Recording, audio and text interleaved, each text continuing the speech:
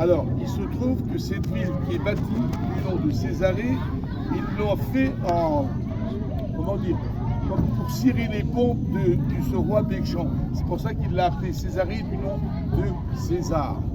12 ans de travaux ont été nécessaires pour réaliser tout ce que vous voyez. Et c'est ici, bien entendu, que va commencer les conflits. Vous comprenez pourquoi on a choisi cette ville pour vous montrer la différence qu'il y a entre le peuple de Dieu qui avait été choisi de l'Éternel et ce peuple païen qui venait venir envahir toute la Palestine, ce qui veut dire que depuis plus de 2000 ans, les conflits existent entre Juifs et les voisins des environs qui sont les Arabes.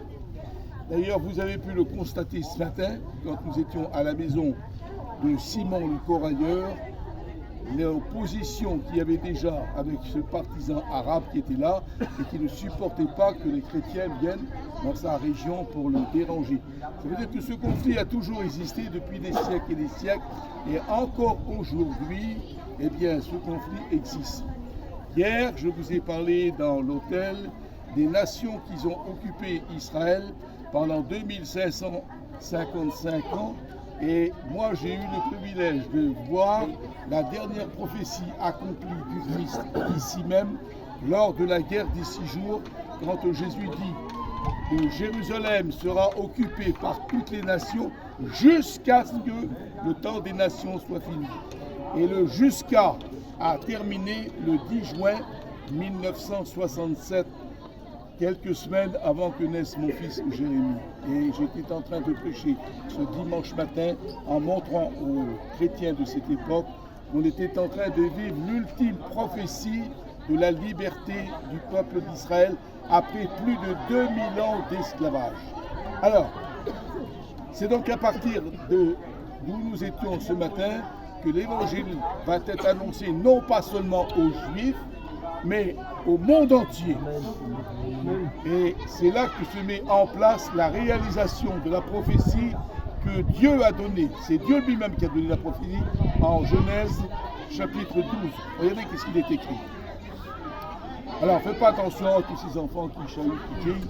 Ne perdez pas le sens de la prédication. Voilà. Nous lisons donc Genèse chapitre 12. L'Éternel dit à Abraham: va-t'en de ton pays, de ta patrie, pars de la maison de ton père et va dans le pays que je te montrerai. Je ferai de toi une grande nation, je te bénirai, je rendrai ton nom grand, tu seras une source de bénédiction. Je bénirai ceux qui te béniront, je maudirai ceux qui te maudiront. Et c'est là qu'il y a la prophétie de l'évangélisation de toute la terre.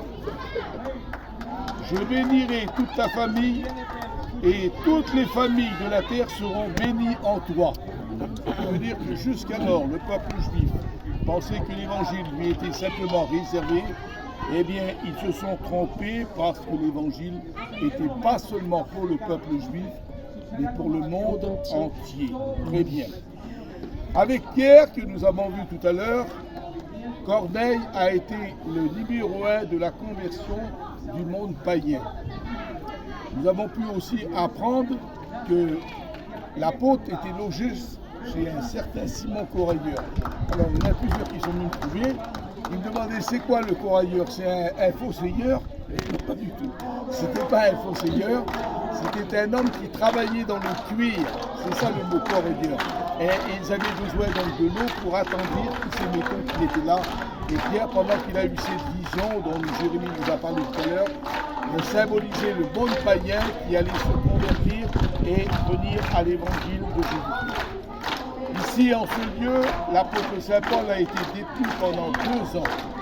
2 ans de souffrance, qui nous montre bien les persécutions qu'il peut y avoir pour tous ceux qui s'approchent de Dieu. Et de plus, il y a quelque chose d'intéressant que j'ai noté ici, c'est que la parole de Dieu s'est accomplie d'une façon tout à fait particulière, parce qu'à partir de l'an 49, c'est ce qu'on va faire, on l'écoute pas, on va se mettre là-bas.